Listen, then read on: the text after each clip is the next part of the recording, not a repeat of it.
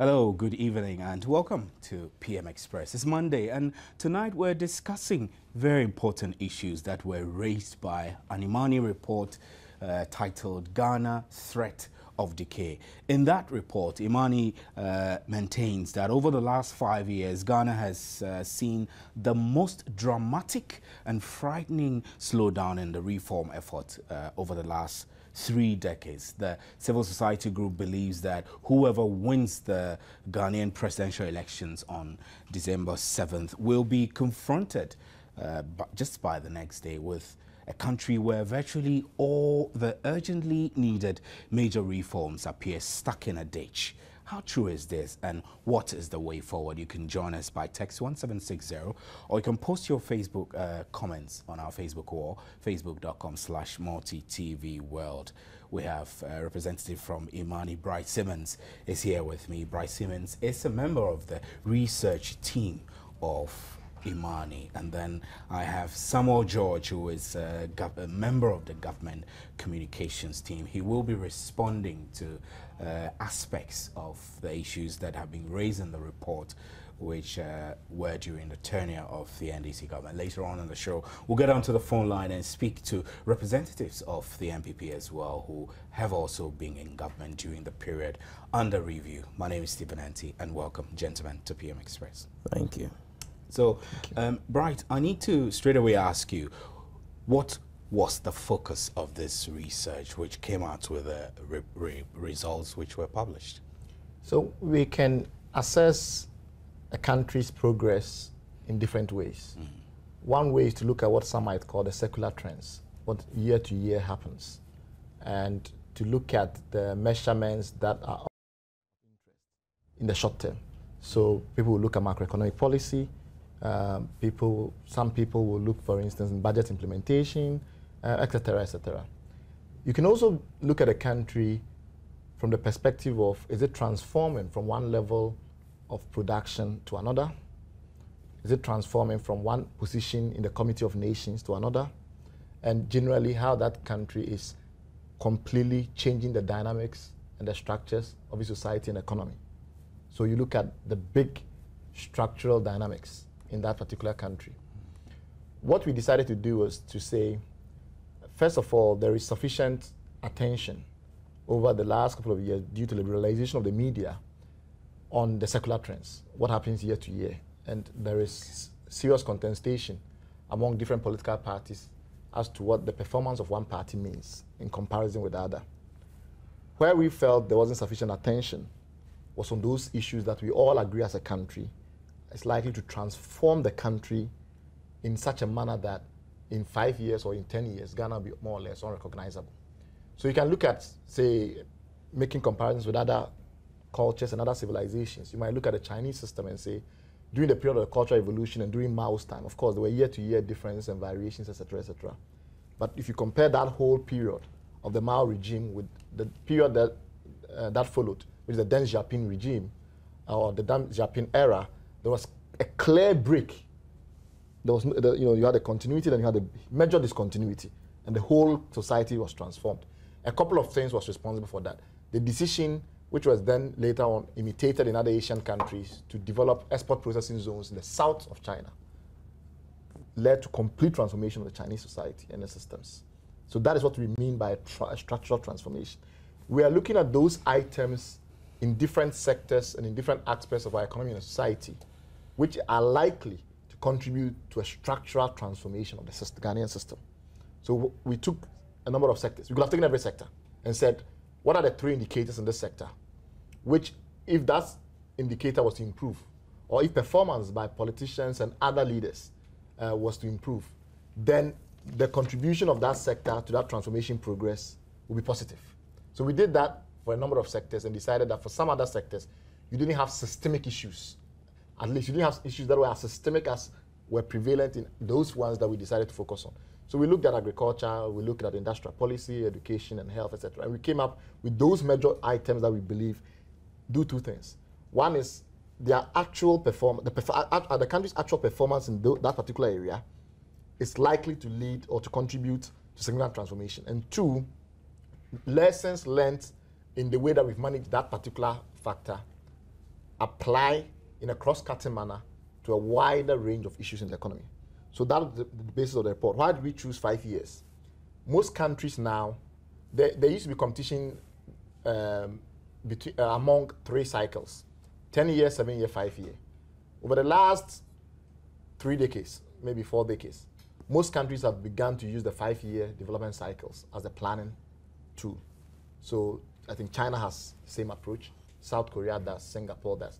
So we said, okay, if we were to break this country into 5-year cycles, how over the last 30 years, because the 1991 transition led us into the Fourth Republic, what will we see from a point of view of one cycle and how it leads to another, and the performances within those cycles? And our conclusion was that the last 5 years has seen a dramatic slowdown in the reform effort. And what do we mean by the reform effort? The reform effort is an attempt to change the way we've managed this country from a secular point of view. So we've done well in certain years. We've done, inflation, management of exports, etc., etc. But when it comes to... But in the past 5 years, there's been a dramatic slowdown. No, in the reform effort for the structural transformations. Okay. So it's not to do with secular trends. It's not to do with, specific items that in, every budget appears to mention from year to year. Okay. But on those things, that takes a bit longer to show fruits. If we look at them and the performance over the last 5 years, in our view, it could well be that it's the 2008 financial crisis. It could well be that there are other factors that heralded that process. But what we have seen is over those 5 years, we've seen a very dramatic slowdown in the reform effort that will change the structure of the economy in those specific areas that we've identified. And you also held the view that Ghana's economic structure has not changed much in the last 100 years, making a comparison to the Guggisberg economy. I think that is a well-established, some will even say a normative framework in the way that Ghanaians analyze our economy. And most everybody in this country believes that over the last 100 years, we haven't sufficiently transformed our economy in that, take the 3 major structures, the 3 major strata. If you look at agriculture, it's still largely run by peasants. Our farmers are very poor. They cannot afford to mechanize. And because they cannot afford to mechanize, we have a situation where increasingly, because the farmers are poor and they cannot mechanize, the productivity continues to drop. And because the majority of the rural poor are engaged in agriculture, the transformation of the rural economy has been delayed for several years. If you take the other, so that's the primary. If you take the secondary and look at manufacturing, for instance, what has bedeviled us for so many years is that our manufacturing sector is non-competitive because the import intensity of our manufacturing is very high. And unless we manage to expand exports to such an extent that we can import our inputs, we are unable to produce at a level that allows us to do import substitution, which is what we want to do. When you take services, the challenge with our services sector that is not sufficiently deep and is highly informalized. So the vast majority of service providers in this country operate within the informal sector. So those particular descriptions will apply over the last 100 years. And that is what a lot of people call the Guggisberg economy, saying that from 1913 to the present, there has been some shifts in terms of the role of, rather the size of, the relative sizes of, say, industry, agriculture, and services. What has not changed is the fundamental lack of productivity in all 3 sectors at the same time. And that is what we say over the last 100 years. We haven't seen that major transformation. What we've been doing is, if you take SAP, Strategic Adjustment Program, under the World Bank, IMF, if you take the Economic Recovery Program, if you take the attempt by Mr. J.H. Mensah, Mr. Tuahua and the rest, after the overthrow of the Nkrumah regime, to bring on board a new strategy, all these various attempts to implement reforms have been focused on addressing key structural transformation issues. Now, when I go to part 2 of the report in which you spoke about industrial policy, I'll read a portion so that we'll take a discussion there. You said that the decision to establish a defense industrial holding structure was similarly poor. That is, in making reference to, you said that, okay, let me go up a bit. You said, following the haphazard sale of Ghana's bauxite resources and an arthritic revival of VALCO on one port line, the entire policy has been dealt one blow after the other, and the decision to establish a defense industrial holding structure was similarly poor and has served to divert critical attention from the stalled divestiture process by means of which some of the factories targeted by the defense holding entities such as Shoe Factory were supposed to. I'll just end there. But you cited a failure in industrial policy. Give us the basis for that. So we have a whole swath of issues to do with industry in this country, and the government has various policies. The Swiss government, for instance, has been trying to improve on quality benchmark. There's all sorts of things that we are doing. What everybody agrees, since Noble Adam Clark, since Dr. Kwame Nkrumah, what every manifesto has pointed out in this country is that we need to find some driver of industrial policy. And that driver has always, every time we've gone around and looked and searched, landed on aluminium. Whether you disagree with it or not, as a researcher in your individual capacity, the fact of the matter is that the vast majority of our experts and the expert consensus in this country, as far as industry is concerned, is that we need to do aluminium and bauxite to aluminium complex. That is, do bauxite, refine to alumina, and then refine to aluminium, and go downstream and produce aluminium products for export and for local use.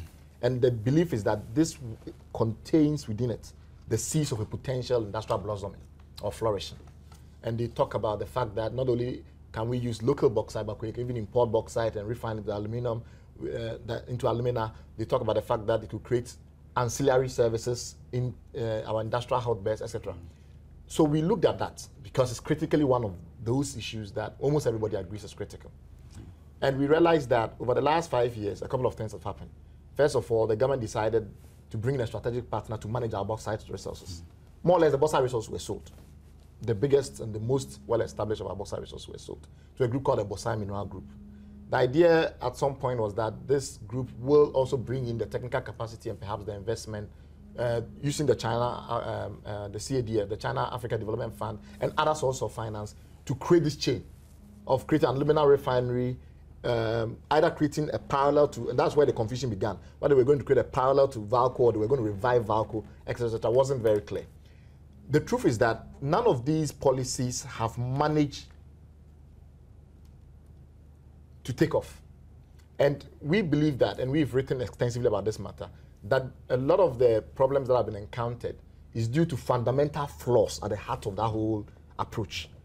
The decision to bring bauxite mineral groups, the policy framework around that sale, the decision to then bring on board China Hassan to create the actual industrial estate where the processing of the alumina will happen in terms of where the alumina refinery plant to be set up.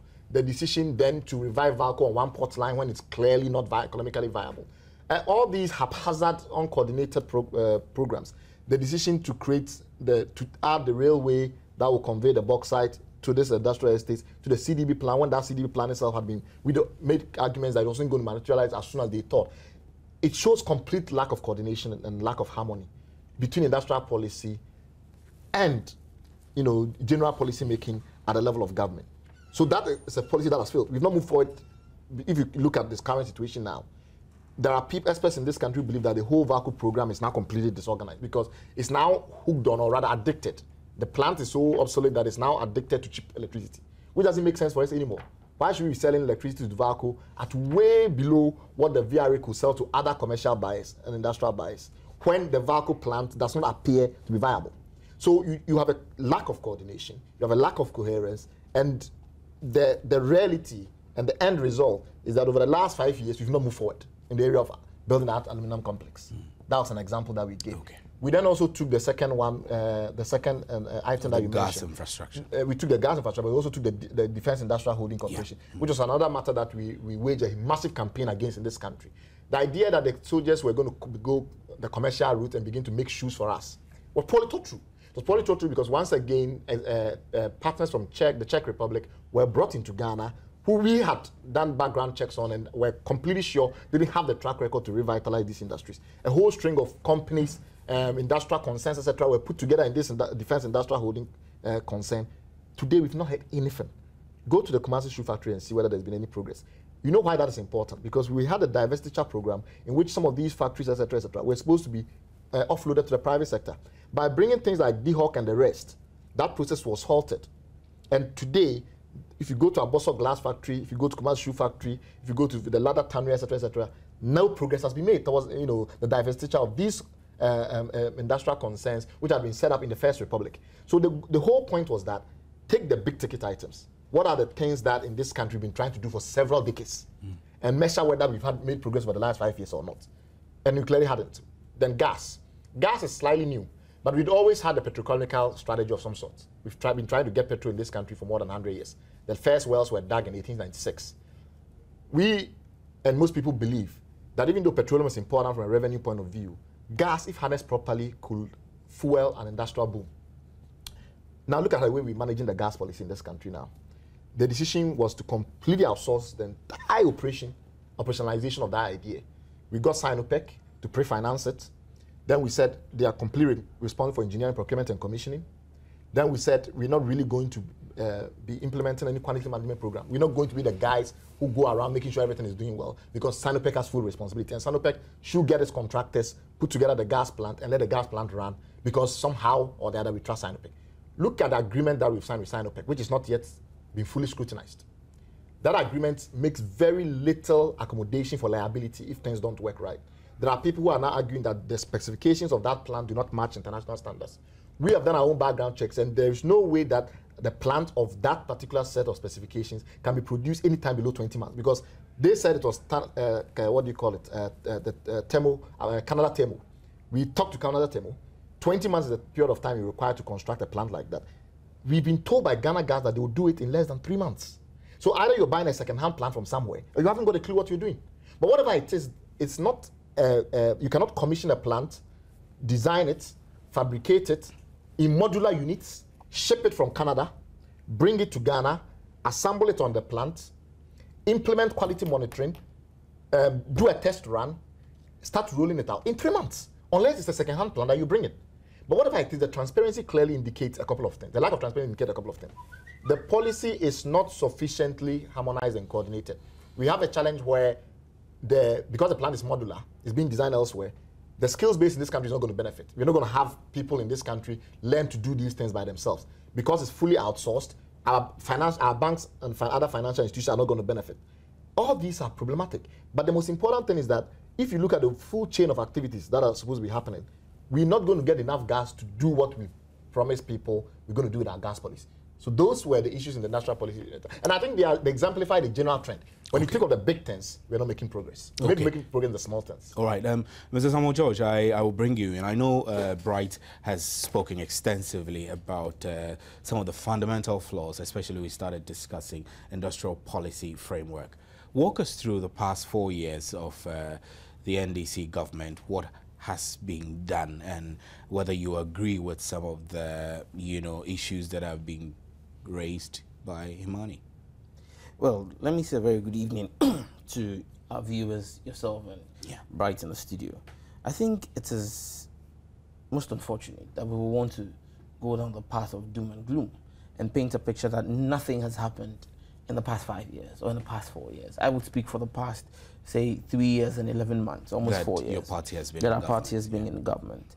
I choose to differ from the position of Imani.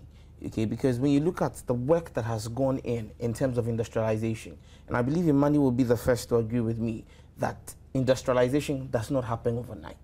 It is a process. You must first and foremost put in place the requisite framework. Okay, it's a different thing if the requisite framework existed before this government came into power, and we have failed to work with that framework. Okay, some of the frameworks have had to be engineered from scratch. Okay, Give us an example of some of the frameworks that need to be engineered. I'll come to that. Some of them have had to be re-engineered to meet the specifications of modern economy. Okay, if you look at the factories we came to meet, okay, and the work that has been put into rehabilitating many of these factories, it's instructive that he spoke about the defense holding a deal where the Ministry of Defense was supposed to take care of the Kumasi shoe factory. Okay, look, that is a project which is well on track. The rehabilitation of the Kumasi shoe factory is well on track. Okay, you do not expect a factory. How well on track is it? The entire process of rehabilitation, acquiring of new equipment, and retooling of the place to make it functional and economically viable. All of that is a process which is in the making. In the space of this short period, the Wahome Steel factory has been brought back again on stream. Okay, you have the Buipe cement factory, which has come back on stream. You have the shea butter plant, which is an entirely new plant, which has also come up. Okay, all under this government in the space of 3 years.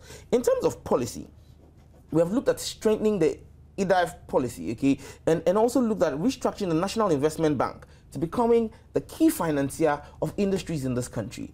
As part of what we have achieved, we have made sure that we have strengthened and we've started the implementation of the industrial policy, which is called the ISSP. That's the Industrial Sector Support Program. Okay, and we have finalized the policy document for this.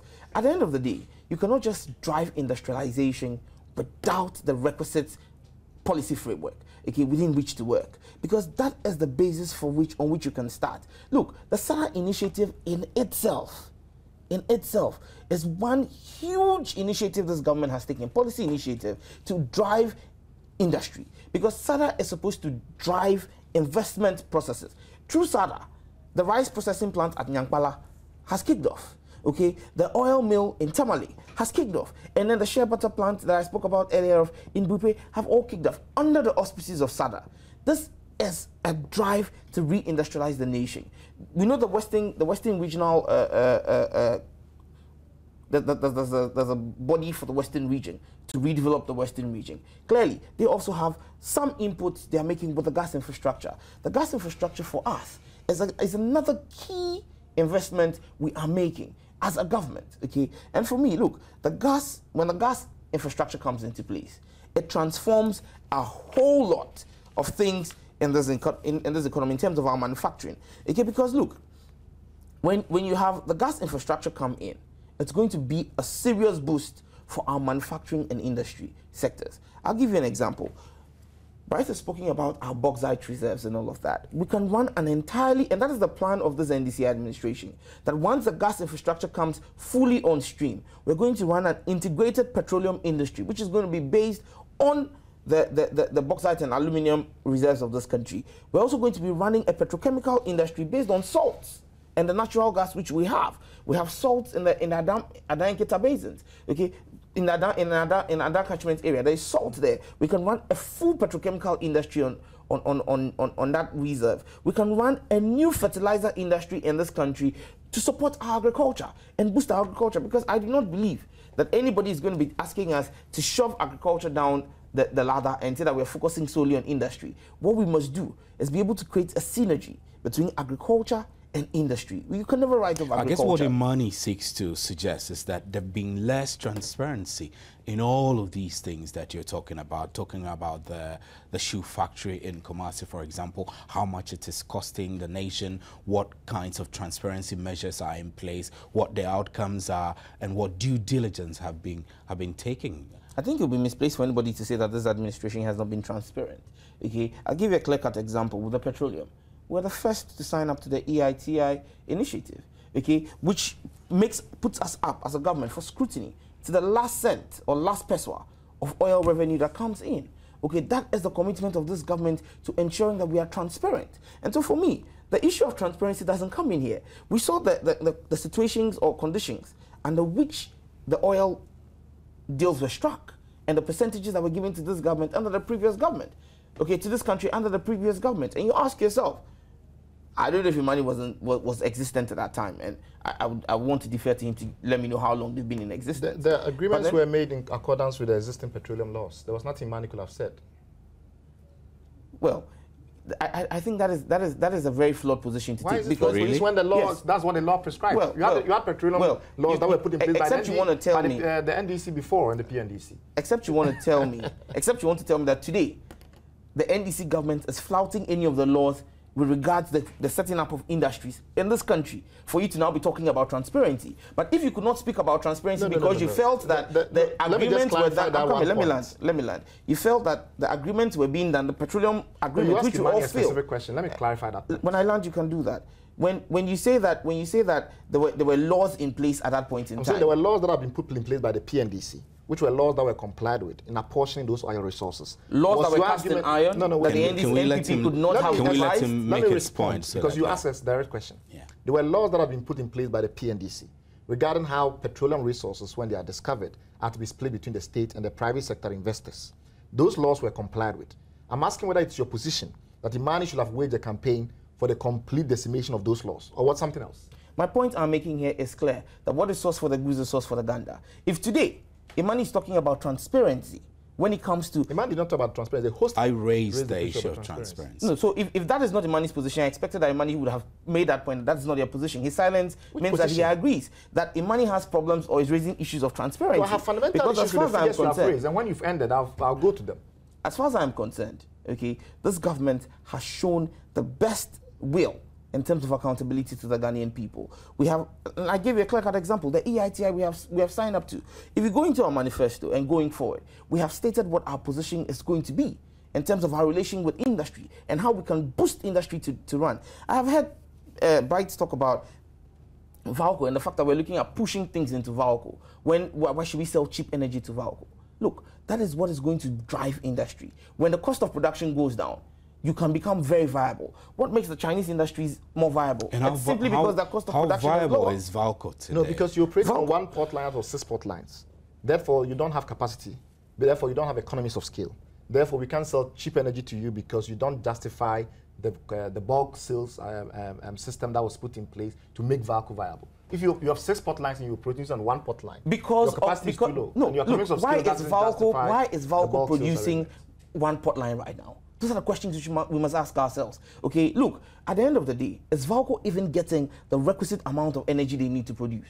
That is the question we should be asking ourselves. If VALCO is getting better energy, a better, more consistent supply of energy, where VALCO does not have to be buying crude on its own. The problem of VALCO didn't start from the NDC government. Clearly, but then this NDC government is subscribing the panacea to the problem of VALCO. And that is why we are saying that when VALCO gets steady, cheap supply of energy, VALCO can produce at its full operating ability. Clearly, we're not going to be supplying cheap energy. We're not going to be supplying cheap energy to VALCO for VALCO to produce on only one port or produce at 1/6 of its capacity. Clearly not. Okay, and that is the point we are making, that we are investing in infrastructure to ensure that we have credit. Because listen, one of the key components for industry in any part of this world is a constant supply of energy.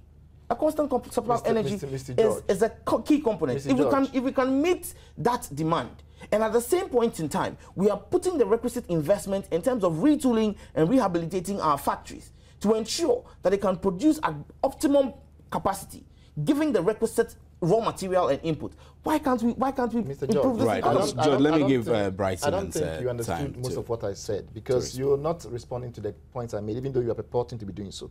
When I said you had issues with the gas plant, I made a clear reference to the fact that when this gas plant is up and operational, it will be dependent on associated gas from the fields.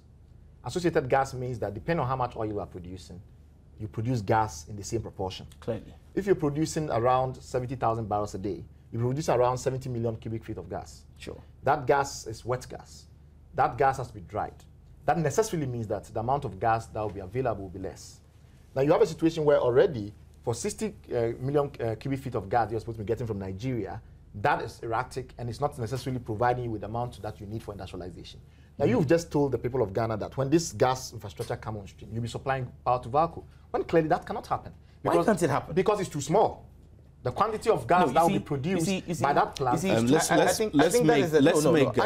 must correct this clearly. Let me correct this. Okay, it is very sad that you will want to sit here and say that our optimum production capacity in the Jubilee fields, okay, is 70,000 barrels a day. If today, based on certain setbacks and hitches, we are producing at 70,000, what is our optimum production limit? It is 120,000, and that is just from one field. We have 16 other fields which have been found, which are also going to be explored. As we sit now, plans are adrift for the construction of a second oil platform, okay, a second FPSO, to continue concurrent drilling. So who says that our production, 2 years or 3 years down the line from today, is going to remain at 70,000? And that is why when we are speaking, we are speaking about projections, credible projections. And that's why I'm saying that, look, if today we are producing 70,000, that's why we're not saying we are supplying gas to power to VALCO today with the 70,000. But we are making credible projections. We are putting the requisite infrastructure in place. Mr. George, the argument you're talking about growth. We are sparing growth, and you're complaining about it. No, listen to me.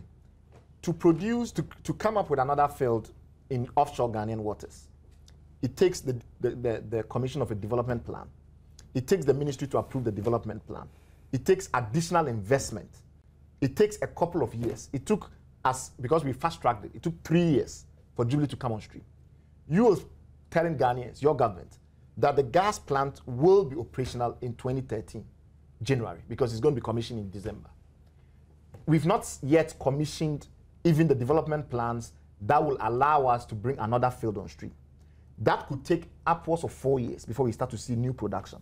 You are seriously telling me that within that period of 4 years, this gas plant is going to operate at half capacity until those new fields come on stream? No, you see the point you're missing here. The point you're missing here clearly is the fact that you can run these processes concurrently. Okay, and you run it concurrently how? The gas will not be ready in January 13 I'm quiet for that when capacity. You speak. I expect you to do the same. Okay, look, this is a policy issue. And I'm making the point clearly here. What I don't want to pin it down is for our listeners to get the impression that this whole debate is about one particular government. I did announce that we'll get onto the phone line to speak with the NPP as well, which also form part of the 5 years. But the challenge is that Mr. George continues not to see the connections between the arguments.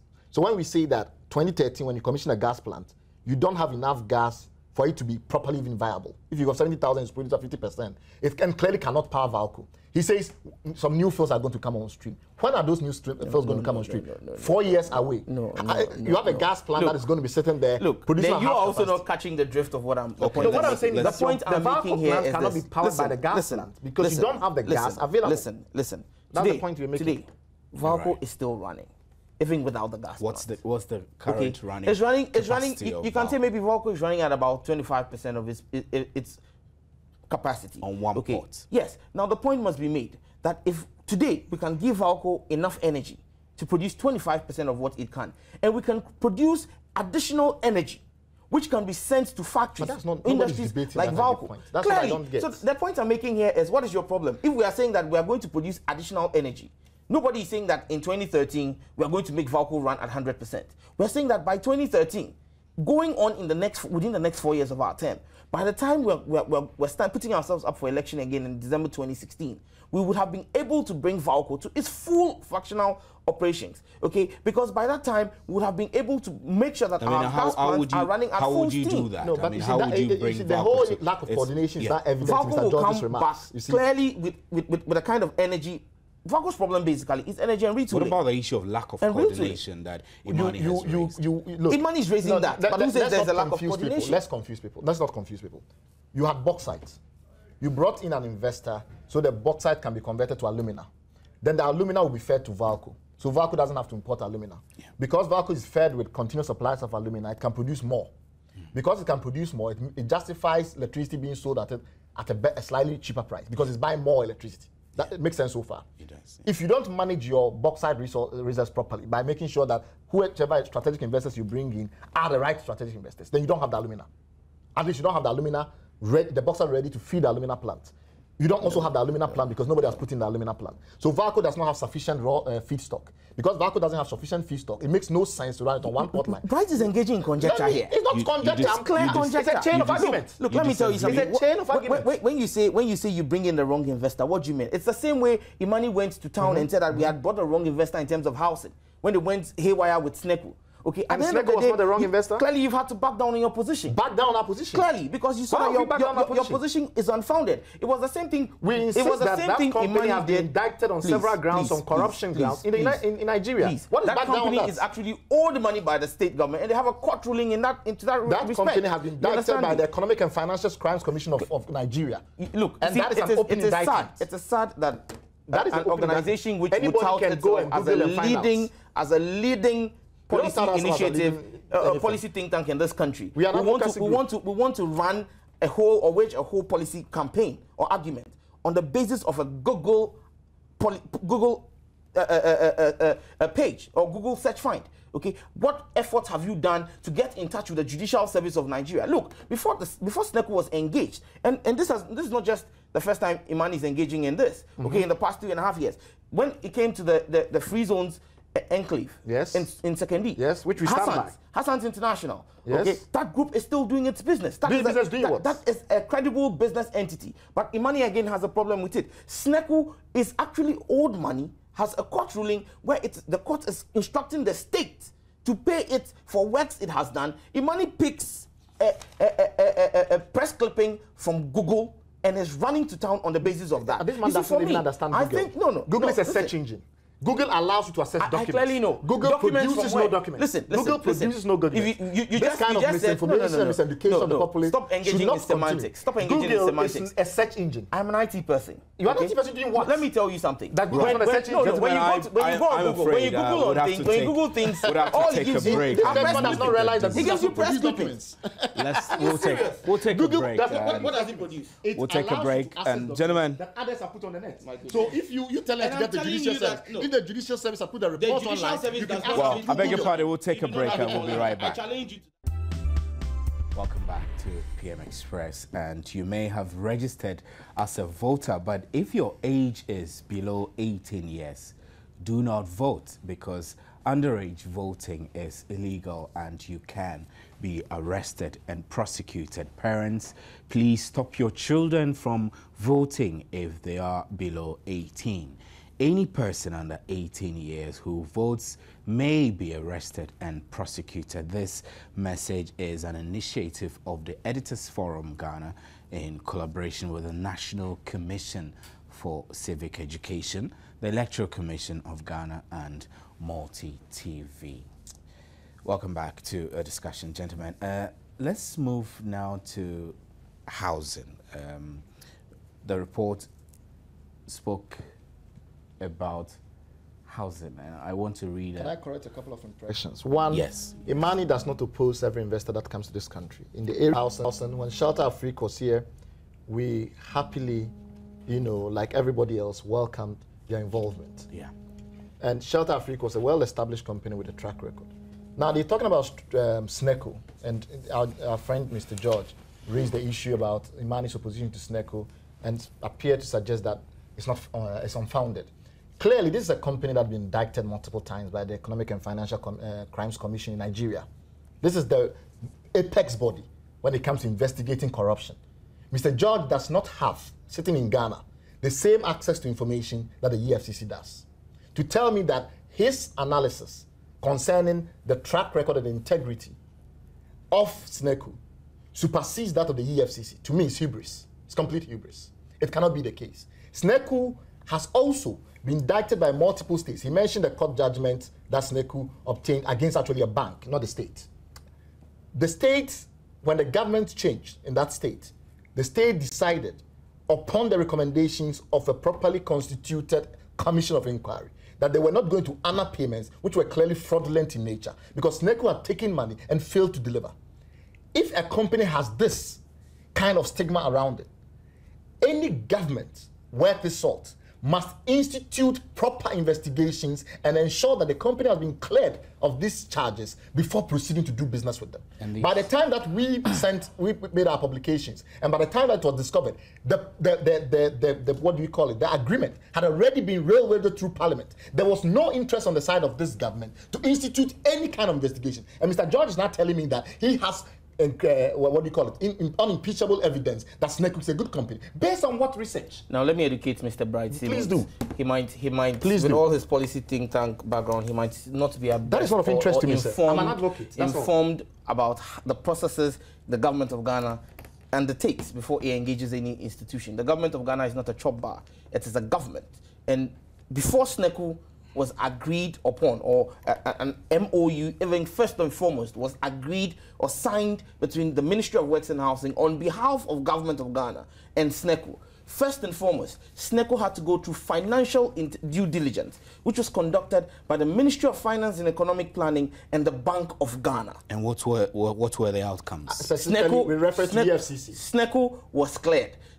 Subsequent to that, another appeal for intelligence was sent to the National Security Council of the Republic of Ghana. The National Security got in touch with its requisite sister agencies, including the EFCC, and cleared SNECO. That is the point he's not aware of. Is that Can I land? You see, when he was going gaga with his allegations, I kept very quiet. I take objection to Gaga.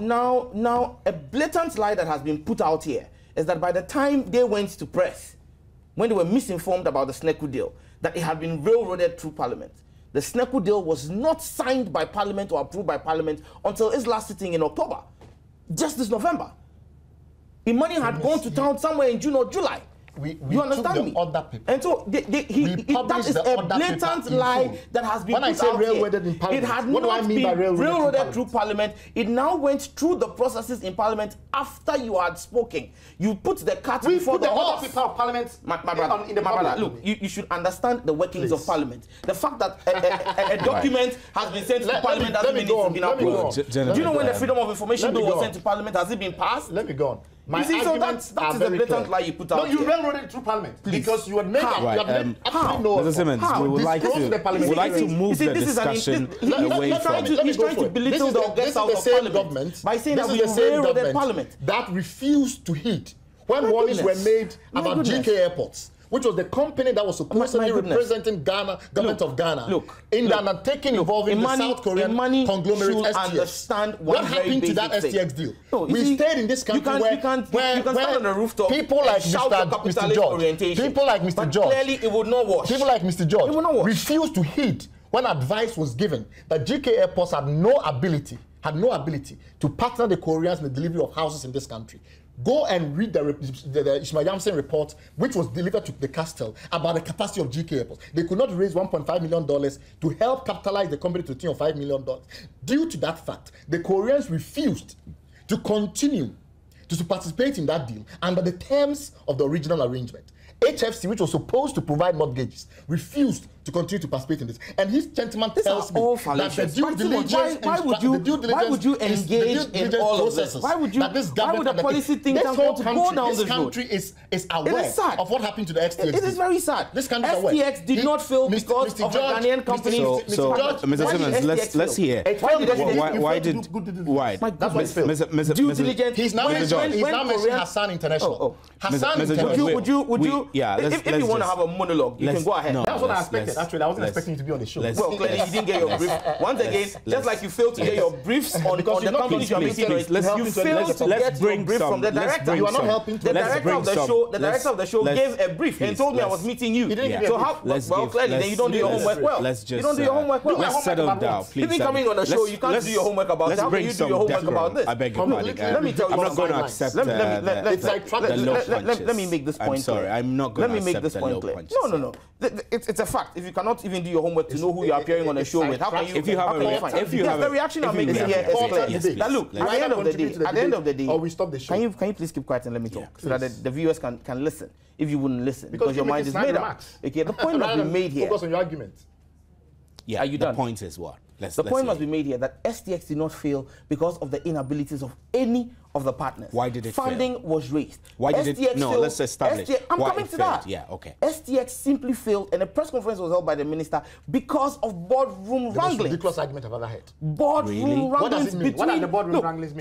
Change of directorship. The Ghanaian partner chose to change directors without consultation with the South Korean partners. That had nothing to do with the substance of the contract agreement. You get me? Really? And so at the end of the day, that is why His Excellency, the late president, stepped in and asked STX, the local company and his foreign counterparts, that they should sit down and negotiate, and we give them time. You understand? We give them time to solve their in-house. That the government of Ghana went into an agreement. No, you should be able to call it further. Let's make him make a point. Let's make him make a point, things that make no sense. Give you the chance. And I inquired for you. Please go ahead. The point that must be made here is, after giving them time and realizing that they were not ready to resolve their own internal boardroom wranglings, government decided to abrogate the contract. And that is what we've done. And so it is only going to be childish and myopic for anybody who is really vested in the activities that surrounded the STX the colorful STX adjectives mean nothing to me. Can you just keep quiet? Because you keep talking for 30 minutes. You are not the host. You are not the host. Please. There's a host. Let's You rein can't. it. You can't. You can't. Please You can't. calm down. No. And You can't. let's You can't have set the some ground rules to be a discussion. player in the game. Please, George. You should be the host. We are participants. Yes. And so you must behave as a participant. You can't tell him if I've spoken too long. No. He has the control of time. He's making his absolute contribution to nothing about educating the public. I'll give you a chance to. Snide remarks, that's what they make. And this respond to particular that. government is the kind of government where they will line ministers to go on radio stations because an advocacy organization has views about public policy. I have absolutely no time for snide remarks. Clearly, you are a mouthpiece for the NPP, and I'm not surprised. I don't care what a mouthpiece. These allegations I cannot accept on the show. I'm sorry, please, let's bring some order. The Ghanaian people have to know why. We'll have to mute your microphone so that we don't... The Ghanaian people deserve to know because you paint yourself as a credible... Your microphones are off. I'm sorry, we can't... To show courtesy. We can't go on like that. I'm sorry. We cannot go on like that. No. I'm sorry. When I'm talking, then you just barging. The intolerance of the Right, Mr. George, have you... Bryce Simmons, I beg your pardon. Mr. George, have you finished making your point? We don't have a lot of time. So can you wrap up, please? In wrapping up, the point I'm making here is this: the government of Ghana is not a chop bar. It is a credible organization. Like one.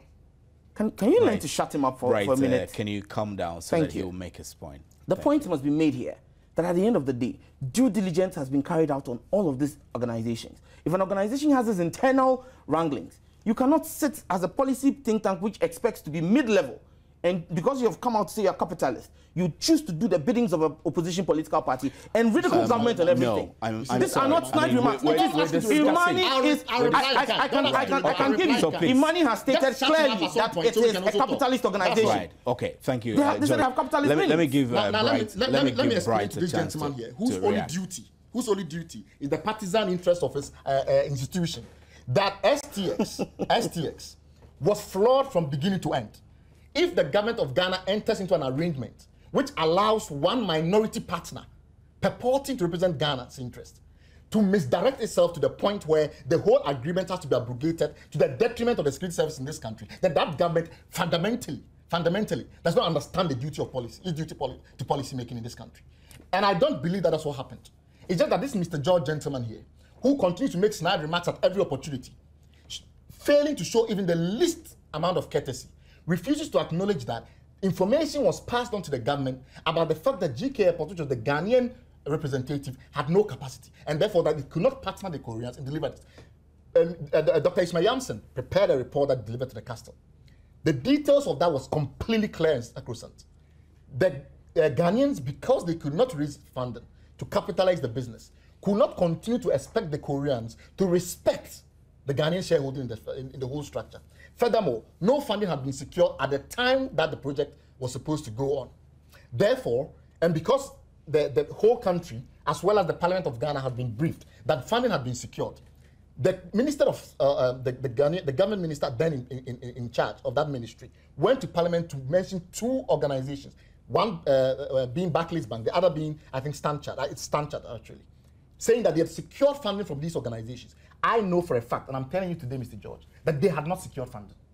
No, they had not secured funding. How can you don't see this as wrong, that a minister goes to stand before Parliament and tells Parliament, the Minister of Finance of this country, and tells Parliament that this funding has been secured, and Bright Simmons sits here and says that the minister was lying to Parliament, and you say it is right? Issue a press no, you report see, that we will not glorify your noise making. Right. Then you should stop making noise. You see, the Ghanaian people must understand where you're standing from. We'll take a short break. I'll take some of your messages that have been pouring in. Muhammad Sana says, may the good Almighty Allah save us from these desperate politicians. And Kauri Dawn says, whether Imani or not, JM will win hands down. And forgive Goku.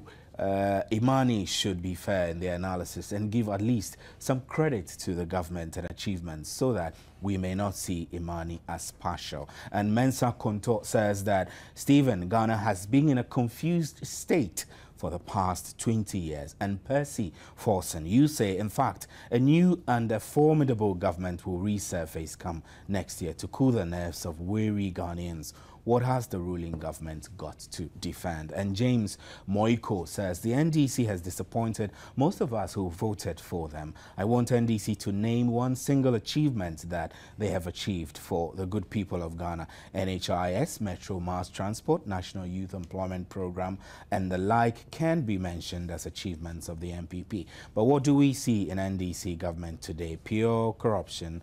Well, I'm sorry, I can't continue reading this part of the message. And Aivo Amos Mensah says, I agree with Imani, both MPP and NDC caused it. Thank you very much, Aivo Amos Mensah. But I want to know if government has some policies in place to tackle the issue. And Jojo Alexander says that, James, you never voted. Well, this doesn't make reference to what we are discussing. And what are all at all is the speciality of Imani. They talk about anything, anyhow. Are they out there to confuse, educate, or collaborate? That's a question from the person didn't add his name. And then Razak from Pandai says, I want to find out from Mr. Simmons why he's quiet on the free SHS, as he earlier said it is not possible because of the cost and quality. Well, so gentlemen, I think I'll put some of the issues to you and then to you as well so that we'll move on. So what at all is your speciality? Yeah, we are purely an advocacy organization. We have about 6 focuses. One is due diligence generally, which is that we try to do our best to ensure that government is applying due diligence to any policy, regardless of what the particular domain it's in. We are not subject matter specialists. That's not our interest. Our interest is to ensure that the expert consensus that has already been established is being admitted into policy. That's number one. Number two, we apply due diligence based on cost-value analysis, based on rational choice, based on an ability of the public institutions to do their work. This has nothing to do with subject matter expertise. It doesn't have to be agriculture, economics, etc.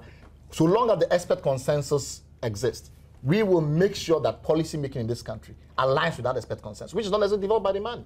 So as an advocacy organization focused on good policy making as well as good public administration, our job is to ensure that there's an alignment between expert consensus and government policy. That's what we do. Right.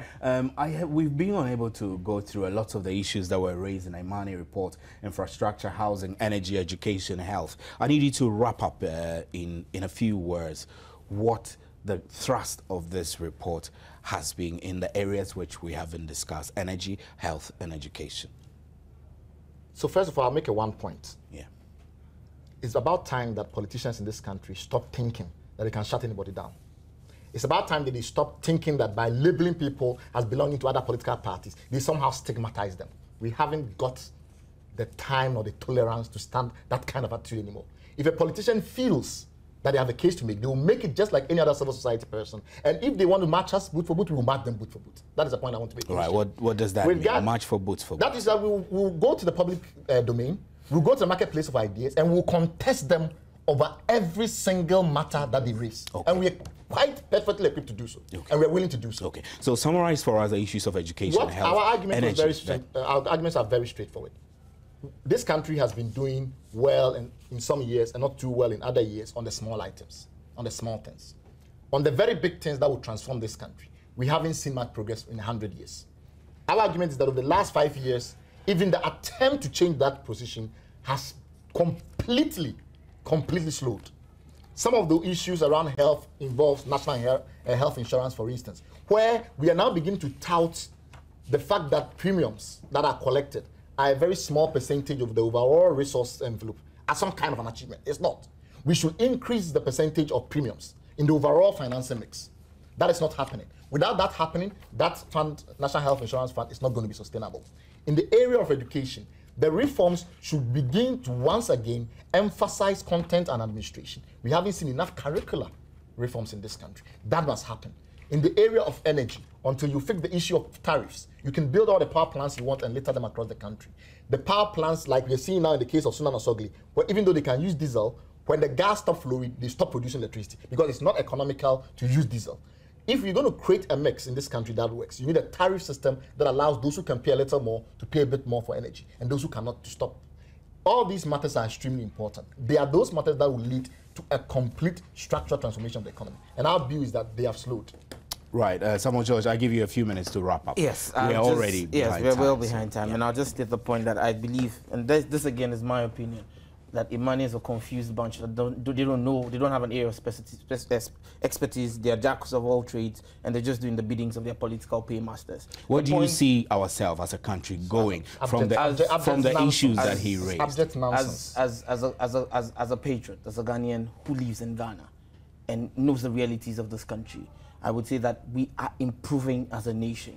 We are rightly on course to attain our destination. The Better Ghana agenda is working. In the areas of health, we did not have the 160 ambulances we have today. 4 years ago, we didn't have them. We did not have the regional hospitals in Tamale as it stands today, and the ones we have built across the nations, the Efiakwanta Hospital. We did not have that. In the area of education? In the area of education, the eradication of 1,780 schools under trees, the construction of 2 new universities. You can't tell me these are no improvements in the standards of things in this country. And energy?